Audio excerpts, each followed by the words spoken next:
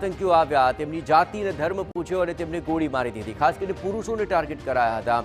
અમિત શાહ જ્યાં પહોંચ્યા છે મૃતકોને શ્રદ્ધાંજલિ આપવા માટે, અને તેમણે અહીં ખૂબ જ ઘેરા શોકની લાગણી વ્યક્ત કરી હતી અને મૃતકોના જે પરિજનો છે તેની સાથે પણ સીધી વાતચીત કરી હતી.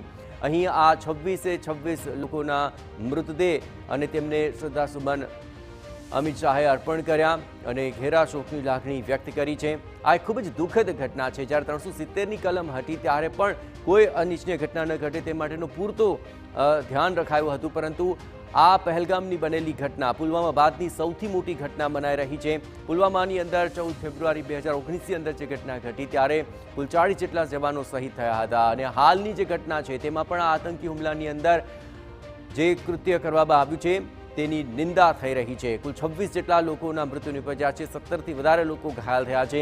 આ આખી ઘટનાની અંદર 3 જેટલા ગુજરાતીઓના મૃત્યુ નિપજ્યા છે, કુલ 26ના મૃત્યુ નિપજ્યા.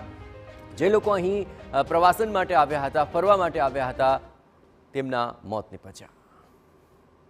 जिले के जो जीएमसी अस्पताल है वहां भी आएंगे, वहां जख्मियों से मुलाकात करेंगे. हालांकि कुछ जख्मी बादामी बाग कैंटोनमेंट जो आर्मी का अस्पताल है वहां पर भी मौजूद है, तो वहां भी जाने की आशंका है गृह मंत्री की.